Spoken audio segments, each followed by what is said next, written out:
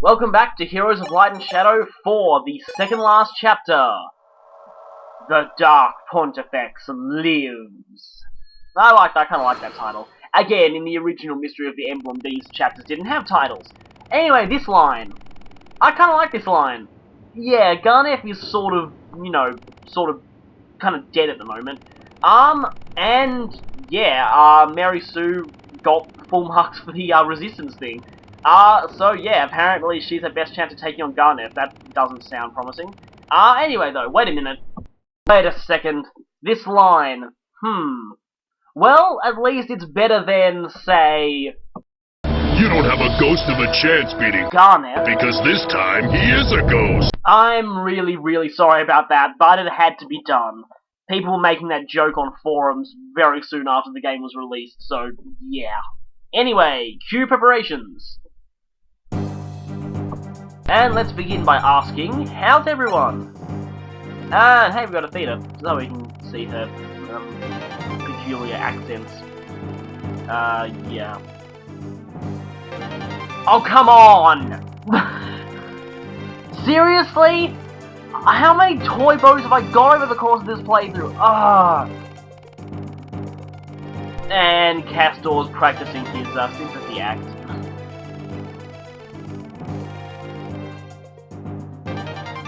Well, I'm not using him, but at least that's kind of nice. Right then, so we've got quite a few supports here. We seem to have unlocked S by the friendship points we got from her there. And we've also unlocked, Julian's one from the last chapter. But, for the time being, I'm going to show what the bomb drop actually does. I'm going to do it for a character who, well, I kind of was interested to see their support. In the end, after much deliberation, well, if more people were watching this playthrough, I would have taken a vote, but as it stands, I didn't think it was really worth it. After much deliberation, I decided to give it to Luke. Just because I loved his dialogue earlier on, I thought it was hilarious, so, yeah, I wanted to see what happens if what his support's like, what the rest of his support's like, because, it was a shame not to use him all that much, really, because, so as you can see here, it's now unlocked the remaining conversations between Luke and Mary Sue and Luke and Brody. So, yeah, but first, let's look at this.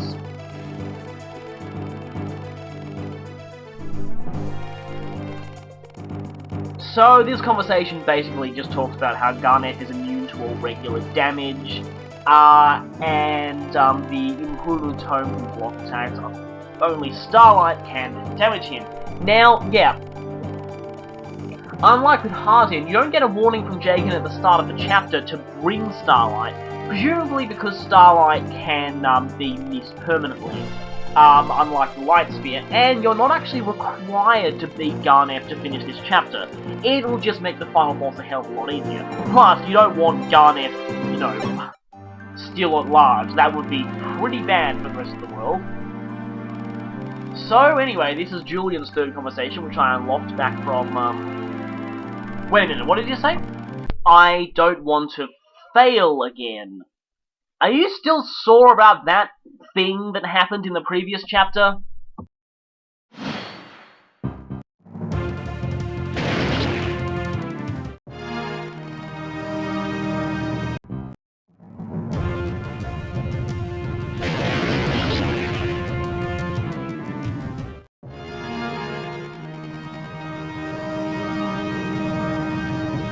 Yeah, I kinda didn't help by, catching that on camera and, broadcasting it all over the internet.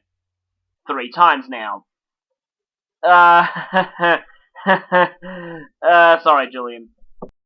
You know, I just realized a funny thing about this. You might notice that, Mary Sue is calling Lena Miss Lena. In the original Japanese version, Julian was in fact the one who did that. And this change in the localization leads to something kind of interesting that you'll see in the next chapter. But until we get there, then, well, Mary Sue was apparently a good enough judge of character to understand what Lena's personality was like without even having met her. But, anyway, yeah, so once again, all the, Julian supports really, Yeah. Well, it would be a more appropriate time to get this conversation than now. I mean, I guess it would be a little more appropriate if we got this right before the final battle, but anyway, we're getting this now. Well, you see, yeah, if you've been using Julian, like, if you've actually been training him, you would have actually got this earlier, but anyway. Now I'm doing Nagi's next. Now, again, because Nagi is forced into the last chapter, and like Ymir only needs one support point to get a conversation, if you bring Nagi to the, well, if you bring Mary Sue to the previous chapter, you will always unlock this conversation. And this conversation is really interesting, because in this one, Nagi subtly breaks the fourth wall by saying that. Yep, Nagi seems to be aware of the player commanding my unit. It's not explained exactly why, but apparently Nagi seems to be slightly fourth wall aware. It's pretty strange, and also kind of freaky, but anyway, she wants to help you now.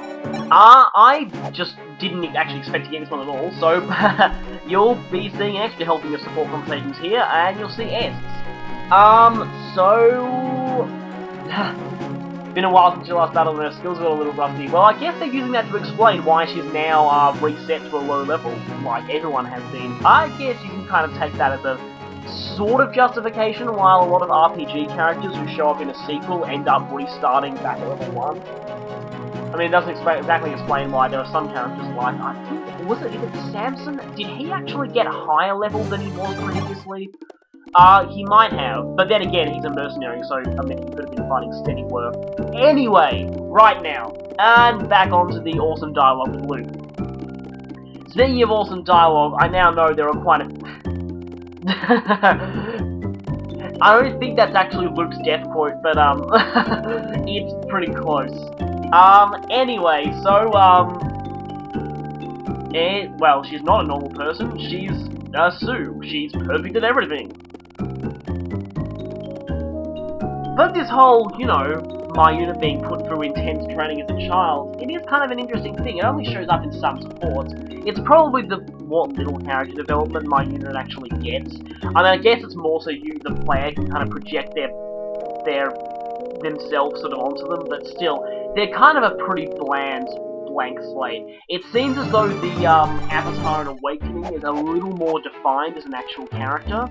But anyway, and we see the title again. So hey, perfect.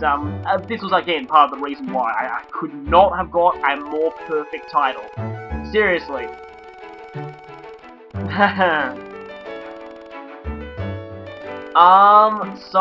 Yeah, so once again we see that. And speaking of Luke's awesome dialogue, I mean, yeah, he's got the awesome dialogue.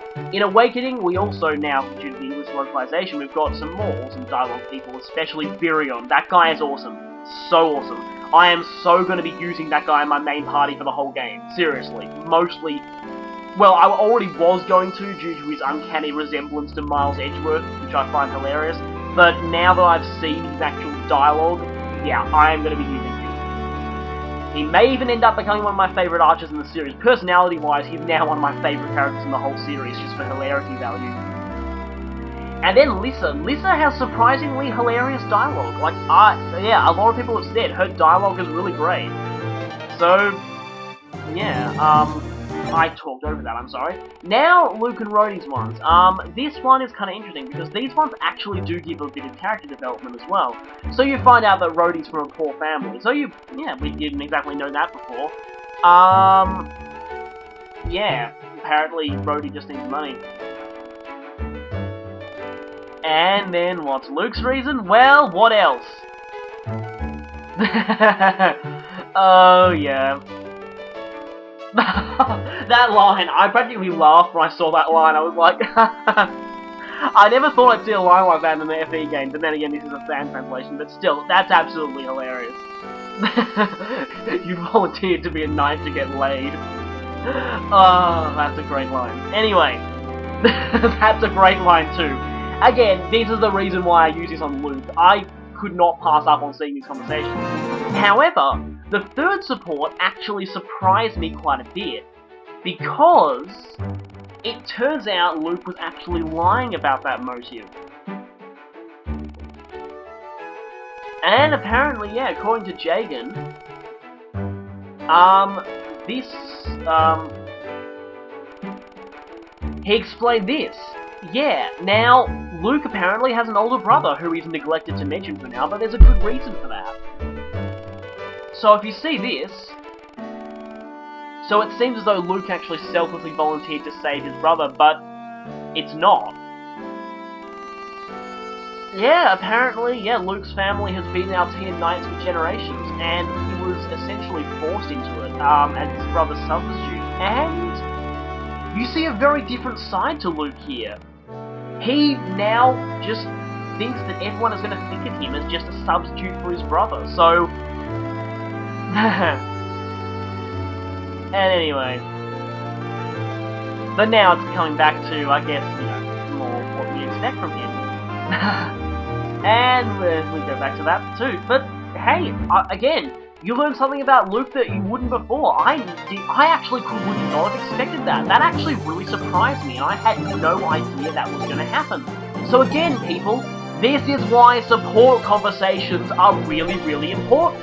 Because without support conversations, you don't get all those hidden details about all those characters. And this is why Shadow Dragon and Radiant Dawn royally sucked in the character development department. I'm sorry, I'm going to go with a bit of a rant here. You'll also see me use the Rainbow Potion there. Rainbow Potion, yeah. +2 to all stats, and it's got 77 uses. It's probably best to give yourself this right at the start of the game, but anyway. It also, as you can see there, doesn't let you exceed caps, so any stat that's already capped will not gain the boost. So again, it's probably better early in the game, and except... Again, I think it's a little bit cheap, so I prefer not to use it unless I was playing Lunatic mode. Then I would have used the hell out of it, and most Lunatic mode players tend to give it to the party as soon as possible and then just use the hell out of it. Now, it's not one use per chapter. Anyone else can just grab the Rainbow Potion on anyone and just use it anytime during the chapter, but of course each individual character can only use it once in each individual chapter. So, yeah, that's basically what the Rainbow Potion does. But anyway, back to my support conversations rant. So, basically, yeah, and you'll see there that the stats that gain boosts, if you switch to another class where the stat is no longer maxed, you'll still have the +2 there. So it remembers that it's +2 everything, they just don't exceed caps. Anyway, right then. Support conversations. Yeah, I mean, you know, characters like Edward and Nolan, I really like them gameplay-wise, but you know nothing about them, like, story or personality-wise, at all. I mean, Path of Radiance in some plot, I mean, the Radiance duology, as it's called, kind of got away with it because at least Path of Radiance had support, so at least the characters from the previous game had well-defined personalities. But it still doesn't excuse the fact that those, you know, new Radiant Dawn characters all come off as really flat and bland and generic because of the lack of a support system. And then there was Shadow Dragon, where not only was there no support system, but yeah, Shadow Dragon was even worse than Radiant Dawn in this regard because not only was there no support system, but there was a lot of characters, an awful lot of characters, like Wolf, Sedgar, Roshi, Dolph, Messalin, Thomas, a huge number of characters who literally did not get any lines at all in the whole game. So yeah, unless they died, and even then, their death quotes were ridiculously generic! So sorry, I'm going on a rant here, but again, support conversations are awesome! The series needs to have support conversations, because that's part of the thing that, defines Fire Emblem for me, is you are not playing an army of faceless generics like Advance Wars. You are playing an army of fully defined characters with their own personalities, appearance. Everyone is unique, and they've all got their own, personality things, backstories, secrets, things you wouldn't normally know about them, like Luke's thing. And yeah, Shadow Dragon and Radiant Dawn totally ruined that by getting into the support system. I mean, I still like Radiant Dawn as a game, but in terms of character development, yeah. I really hated that, and Shadow Dragon was even worse, so I am very glad they brought it back, and since the next game in the series, Awakening, now has it back, I can feel pretty, assured that the support system is here to stay, and that makes me glad. So, sorry for that rant, but anyway, I did not expect that from Luke in a support conversation, so that was pretty cool. Now, you might notice that I've given Elwood and Starlight. Now, the cool thing about Starlight is, despite essentially being the best home in the game, it's only C ranked, and I'm guessing that's because, so you're not totally screwed if you don't have a mage you've been training up the whole game. Then again, if you immediately reclass someone to save, they'll probably only have a D in tone, so they may need one arm scroll to get up there. Mary Sue literally only needs to attack a few more times to reach C, so I'm bringing her. Also bringing Elwyn. Those two are going to be my Garnet Slayers, basically. Although Elwyn probably would be able to do the job on his own, really, Linda, Merrick, Elwyn, even Ubello, any decent name will do a good job of taking down Garnet. But I'm going to leave it to him and Mary Sue. Mary Sue actually has equal, but now better, thanks to the Rainbow Potion, magic than Elwyn. So, she'll be useful at that too, provided that she actually attacks enough in the chapter itself to get a rank to a C. I'm kind of taking a bit of a gamble on that, but, I hope I'll get there. It's really close, and she can be a girl, she can use Nosferatu when Elwyn can't, so, I've got a bunch of Nosferatus lying around in my convoy, I may as well use them. And I'm pretty much filling up my convoy, and I didn't actually end up using that door key, did I? Also, by the way, at this point, from this point on, feel free to sell all your door keys, because there are no doors for the rest of the whole game. So, yeah, feel free to sell them all. Don't sell your master key, though, because there are chests. There are 2 chests in this chapter, and that's exactly why I'm bringing Julian. However, you will also need to bring the warp staff, and preferably the rescue staff, too. You'll just see why in just a little bit. But then we've got Mage Dragons, we've got Meteor Guys, we have Thoron, we have Fire Dragons, and more Fire Dragons, a couple of save points, more save points than they gave us last chapter, which is weird, since the last chapter was probably a lot harder than this one. Swarm is back. Thankfully, this is the last time we'll ever have to deal with Swarm or Meteor. And there's Garnet, who strangely is using his living portrait, not his ghost portrait. He also has an actual magic stat now. He's actually got pretty decent stats overall, really, compared to his pathetic stats in the last game. I just looked up on Serene's Forest, and ouch, his stats in Shadow Dragon were awful. 5 magic, seriously. Now I have 19.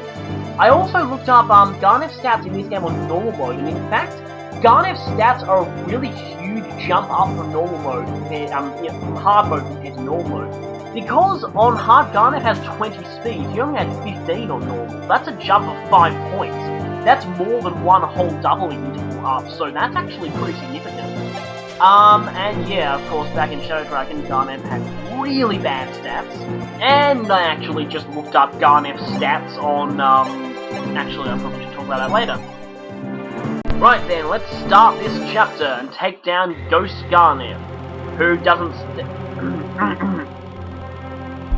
We're now, sorry, the evil 4 kids almost possessed me for a moment there. But anyway, and now he's using his ghost sprite, when his actual,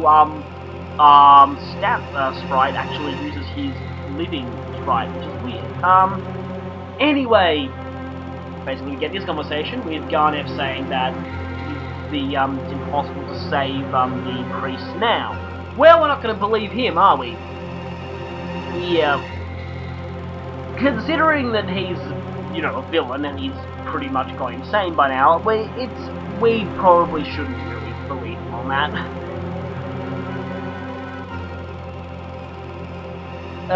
Yes, again, didn't you threaten to do that last time? The time, you died the first time?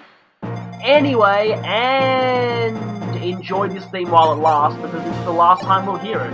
Now, what I like to do here is, I like to start by warping some capable fighters, preferably ones with good magical skills. Catherine didn't exactly fit that, but I actually chose people based on, who was closest to getting to, level 20.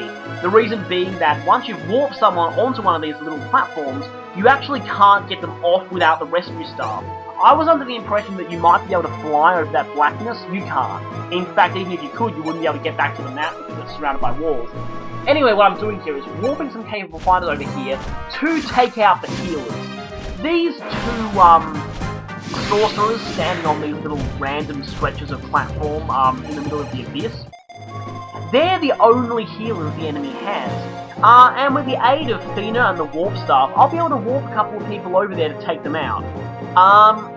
In fact, if you've got Julian trained, I'd suggest you walk him over there and he can both open the chests that are on those platforms and kill the enemies there. Now, yes, speaking of chests on platforms, first we'll check out this mage dragon here. Yes, those platforms you probably can't see now because there's an enemy standing on them. There are 2 chests that are on those 2 platforms that are in the middle of the abyss. Now again, those 2 platforms can only be reached with the warp star. And, like this. Just like that. And of course, you've got to be careful who you walk there, because, again, the only way to get off these platforms is with the rescue star. And I didn't actually bring that yet. I'm going to bring that later, but basically, yeah. So try not to warp your best fighters over there hastily, because you will actually lose use of them for the remainder of the chapter if you don't have any rescue staffs on hand. Fortunately, rescue only has, well, it's only E-ranked, and, Vast is not doubling damage. This may or may not be the last chapter you see me use Vast, actually.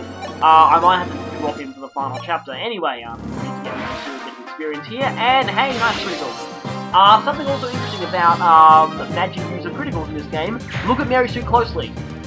Notice how her sprite isn't animating anymore? It's frozen? Yeah, you might have noticed that happened with Elwyn before when he got a critical. I'm not sure, I don't think it seems to happen with unpromoted mages, but it seems that a lot of the promoted magic classes, there's a little bit of a glitch in their critical animation, where after they've criticaled, and presuming they don't actually attack again that combat, their image actually freezes and doesn't do its general idle animation, which is a little weird, but anyway. Like I was saying, once again, yes, also we don't want to walk Julian over those chests just yet, because of the mage dragons that are there. We'll need to get rid of them, then walk them over. Fortunately, it's easy to keep Julian out of enemy range in this one. We won't have any mishaps like we did back in the last chapter. So please God, oh damn it. Yeah, you want to, again, it's actually preferable you have people with good magical resistance go over here, because they're going to get bombarded with a lot of swarms. Like Sheeta does a good job, and of course, Mage Dragon, yeah, so, also, Meteors! Yeah, fortunately, this will be the last we'll ever see of Meteors in this game. Shame you can't actually obtain Meteor. Of course, you can in the, DLC chapter, so that can't be transferred to the main story. Yeah, I'm not sure what happened. Ow. And this is actually why, yeah, I recommend someone with good magic resistance. Fortunately, Mage Dragon is slow enough for Catherine to double, so she won't have to worry about that guy. But she's going to need to be physics right now.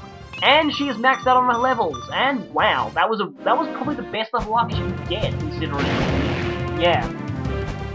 She didn't really need to dodge that, but anyway. So again, those 2 chests there. Now I'm going to actually wait until I've dealt with every single enemy on the map before I get those, because they require a little bit of tricky warping and rescuing and stuff. Also, yeah, Marth can open chests, but whatever you do, don't send Marth over there unless to open the chest, unless you're sure you have a rescue staff on you. Because I get the feeling that I actually think if you walk Marth over there and you do not have any rescue staffs at all, in fact, actually, because Marth is the convoy, if you warp him over there, and no one else on your team has any rescue staffs on them, you're screwed. You've made the chapter unwinnable. You've trapped Marth where he can never get out, and you can't seize and win the chapter, and I find that hilarious. So, yeah, don't send Marth over here unless you have a rescue staff on somebody, because, yeah, if you do that, then wow. One of the few ways you can make a chapter in Fire Emblem completely unwinnable. The other is, Celeste glitching himself with dismounting and teleporting himself to tile 00 in the map code, which is kind of sort of off the map, but not quite. He apparently gets stuck right at the very top of the map. It's a weird glitch that occurs when you try and dismount him, and I wanted Narval to max strength. If he didn't max strength, I would have got angry. And hey, he certainly gained a hell of a lot more luck than he did in my first playthrough. Yeah, believe it or not, in my first playthrough of this game, Narval got luck screwed. I probably already told you this, but he got luck screwed with a 70% growth. Yeah, my luck is that bad.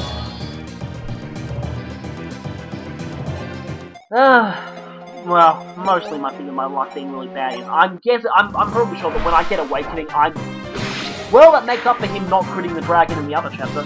When I get Awakening, I am probably going to make my avatar's worst stat luck, because, one, that exemplifies me in both real life and in games, usually, because, not just in Fire Emblem, it's the Battle Tower and Pokemon too, but I swear they rig the luck against you there. I have a crippling phobia of Crawdauds. Any of you who played Emerald Battle Tower will know what I mean. Anyway, right then, let's finish off these guys.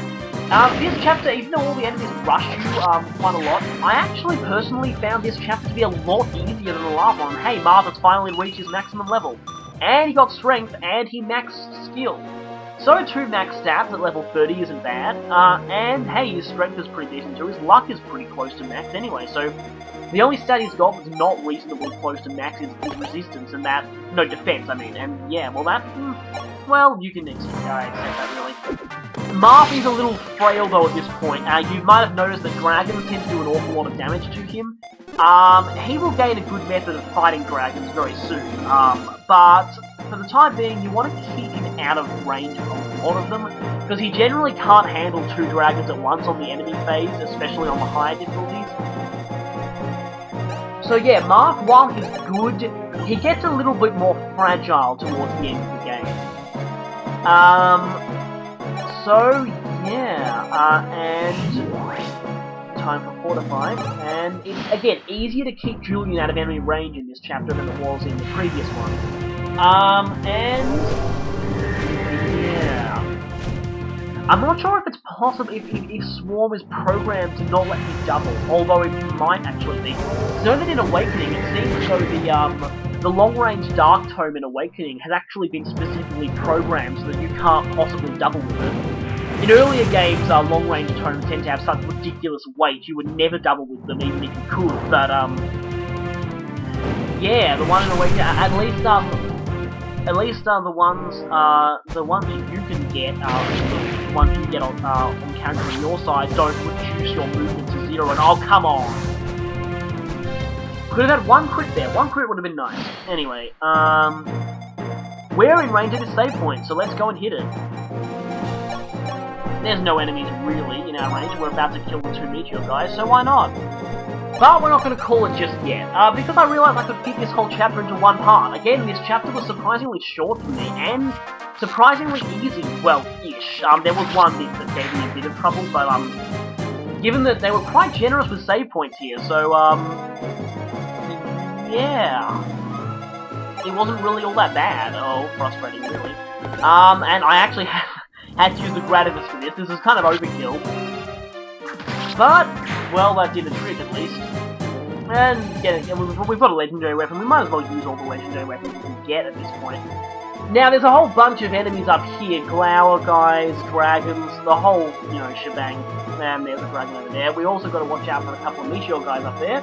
Also, here's something cool with Sheeta. Look at this. You get to see her using a sword for once, and hey, look, the iron sword does exactly enough damage to kill. So, yeah, that could not have worked out more perfectly. Resistance. Well, I guess, yeah. It seems that Falconite's really the only class with decent resistance, because Elwood is not getting good resistance for a magic user. By the standards of the rest of the series, his magic is freakishly low, but, I mean, not magic, resistance, whatever.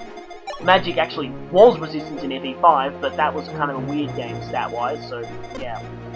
That brought back the everything capping at 20, despite it being gone for a whole game, so... Don't know why they did that, really. Strange. Speaking of weird things I'm going to do in FE5, probably because I'm probably not going to get around to playing that game, and I'm sorry I keep going on tangents when I have nothing to talk about, but, did you know that in FE5, the luck stat was actually planned to be removed from the stats menu, but still exist internally? Supposedly this was to, quote, create an element of uncertainty, unquote, according to the developer of the series.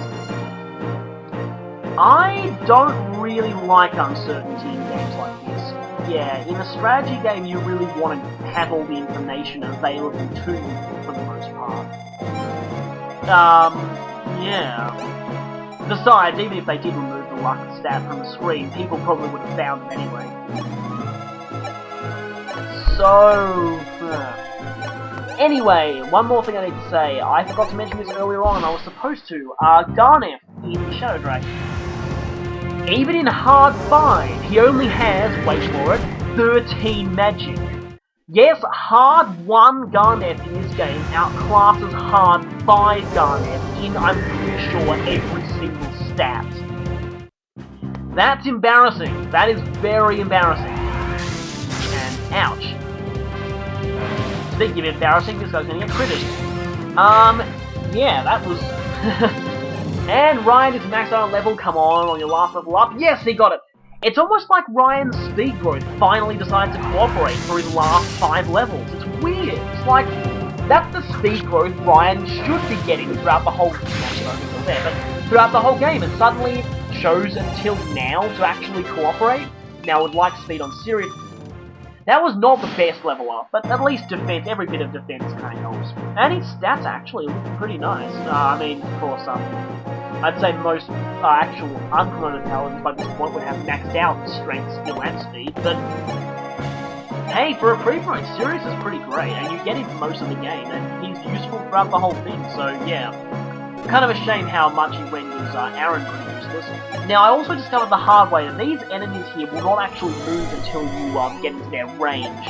Get very far into their range, actually, so I had to take a bit of a gamble here by charging everyone forward, and this could have very easily ended in disaster, but given that I just hit a save point not too long ago, I felt confident to do this. Now, you've also got to watch Garneth's range there, because oh, by the way, I'm finally using the Master Sword of Narval. I can't believe I forgot to mention that. Come on, please dodge, please dodge. Yes, there we go. And yeah, basically, Silver Sword with the crit rate of a Wood Owl, basically. Massively powerful, that thing. And totally broken if you forge it. That's probably part of the reason why I really don't want to go on Wi-Fi in this game. Because Forged Master Swords. Yeah, Forged Master Swords. Speaking of Forged Master Swords, I just realised that in Chapter 11 on Lunatic Mode, not only does the actual Master Sword guy have a Forged Master Sword, but all the other Sword Masters on the map also have Forged Master Swords! Oh, the dev team are such sadists on that mode. Right, you might notice that Ogma is in range of Garnet. I totally planned that. Well, yeah. Now, yeah, the thing you want to know about Garnet is, just like in Shadow Dragon, Garnet moves to attack once you get in his range. And this is presumably so that, if you don't have Starlight, what you need to do in this chapter is to lure Garnet into moving and attacking you. And then this could have ended very, very, very badly for Ogma if all these guys had hit back. I certainly did him. If he got unlucky with his dodges, or these, Meteor guys were smart enough to all get up on him. Of course, if that guy had hit Bast would be ended right there. Things would have ended very badly here, but I got kinda lucky. But of course, I felt satisfied with taking the gamble, given that I had a save point back there. Anyway, if you don't have Starlight, the only way to finish this chapter is to lure Garnet into attacking you, then circumventing him and just grabbing the throne. I'm not sure if there's any alternate conversation for that, like, oh, and speaking of Garnet, here he is! Interesting battle quote, but anyway, I always thought of Imhulu as a weird, dark hyper beast. And nice dodge there, Ogma. But to hit, it would have been very bad. And Ogma's gonna have to be really badass here if he wants to survive. Okay, there we go. Come on, Ogma, show off your skills from that run of Chapter 14 that crashed and stuff I didn't record. 4 Ice Dragons in one turn, that's all I have to say. And 3 of them were crits. Oh dear, that's bad, that's bad, that's bad. And he could fall victim to too much crit will kill you here. This very easily end up on the fail channel, and this would have if this guy had, whoa yeah! And with that, nice crit there, Ogma has cemented himself as completely and totally awesome. And we're safe. We should just hit that save point right now, shouldn't we? Yes, let's grab that save point immediately. Whew, that was close, but that was awesome, and it looked great on camera, so I'm glad I recorded it. Now that we've saved, it's time to finally take on Garnet. But before we do, I'm gonna give a few random facts about Imhulu. So, firstly, well, the first one I was going to mention was that the music that plays when battling Garnet is in fact, a consequence of the Imhulu tome itself. Now, this was actually not the case in the original Mystery of the Emblem. Another fact about Imhulu is that it's actually classed as an A-ranked tome, meaning that theoretically, if you could obtain it, anyone with an A rank can get it. It's also the only A-ranked tome in the game, and it's unobtainable and enemy only, which is kind of weird. So it means that Magic users actually don't get a proper A-ranked tome in this game. Yes. The other thing about it is that if hacked onto another character in this game, I'm pretty sure it will still work fully as intended. In other words, it'll make them completely invincible, which is why it's totally cheap on Wi-Fi. However, in the original Mystery of the Emblem, and this is kind of interesting, in the original Mystery of the Emblem, though technically speaking, Imhulu had a weapon level of 1, meaning if it was hacked onto another character, anyone could use it. However, the invincibility effect and the unique battle music only work for Garnet. Why didn't they do that in this game? In this game, it actually makes a difference that it doesn't work for people not named Garnet, because there's Wi-Fi! Seriously, in the original Mystery of the Emblem, they were actually better about it than in this game, because back then they made sure that the invincibility only worked for Garnet. Of course, back then, the only thing hacking the game to give one of your characters Imhulu would actually do would be just to make the game really cheap. But now, hacking the game to give anyone Imhulu is going to make them completely invincible on Wi-Fi and let you totally troll people, which is not a good thing. Of course, then again, I just realised that if they made it Garnet only like it was in the original, people would just hack Garnet onto their team. And you can do that, by the way. I've heard of people doing that. I've also heard of people doing that with Medius as well. Yeah. So, I think you actually can hack Garnet onto your party. Now, at this point, okay, I'm gonna go away from my trivia mode and talk about the actual game. At this point, I was taking a bit of a gamble. Ryan had to dodge at least one of these two enemies. If he got hit by both, he would die. Fortunately, given that there was a save point just one turn ago, I felt confident about taking this gamble. Now, this actually did fail a couple of times, but I don't really care. I didn't lose that much progress. I've also managed to box Garnet so he wouldn't go after anyone before we were ready for him. Now that we've boxed him, we can now safely get rid of him at our leisure, with our designated Starlight users, Elrin and also Mary Sue, now that Mary Sue actually, now that Mary Sue is now deceased, can actually use Starlight. So, yeah, I'll have to heal Bass later, but for now I'm getting out of range. Make sure you actually switch to Starlight. And, of course, I'm not going to say it yet, since Garnet's about to go down, I'll give you the last trivia about Imhulu. In the Japanese version of the original Mystery of the Emblem fan translation, it was translated as Math, M-A-T-H. This is a complete and total mistranslation, and it's completely stupid. Because in the Japanese it is Mafu. Now, Mafu, despite being written in katakana, is actually Japanese for demonic wind, which is totally appropriate, because that's what it is. But you know what's actually more interesting? Imhulu, its localized name, means pretty much the same thing.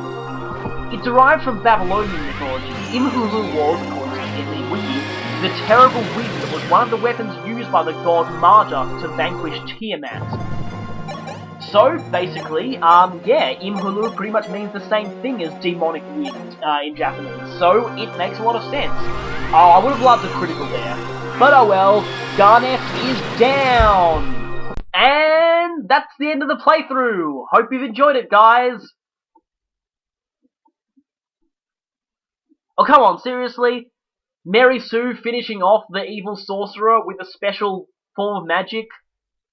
That's just how a legendary really bad fanfic ended, and in that fic we never got to see the results of that, so it's only fitting if it happens here, so goodbye, see you, that's the end of the playthrough. Yeah, right, as if I'd actually do that. And so Garnet goes down to the pretty backing music of Starlight. And he's actually surprisingly okay with it. It also seems that oh well, what a more perfect way to get your final level up, by finishing off essentially the main antagonist. And we get Falchion! Which I'll give to Martha as soon as I can. But yeah, for the time being, we actually really need to get rid of these two, because otherwise they will probably actually finish Mercy off. So I'll get rid of these guys. And yeah, now that the Garnet is down, we also pretty much, it seems as though we destroyed Garneth's ghost there, so he's pretty much deader than dead by this point. I'm pretty sure he's not going to be coming back again. And now that the Dark Sphere is safely within the Binding Shield, yeah, I'm pretty sure that's probably enough to hold him. But anyway, and of course, Fire Emblem is one of the few Nintendo franchises where dead villains tend to stay dead. So, yeah, we probably don't have to worry about him coming back again, except in Awakening Spot Pass. But now that that's finished, and all the enemies are gone, we can safely warp Julian over here to get this chest. So the last two chests in the game, in fact, so this chest contains a Hammer Staff. Always nice to have one of those before the final battle. And with aid of Fina, and getting more experience for her too, I can go from up and grab a rescue staff out of the convoy. So yeah, see what I mean?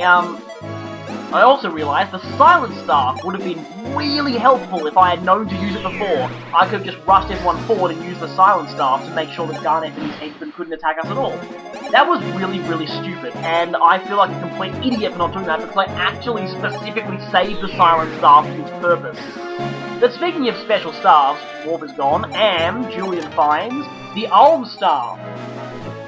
This staff, yep, can resurrect a fallen ally. So, good to get it this late in the game. Of course, back in Shadow Dragon, you also got it in the second last chapter.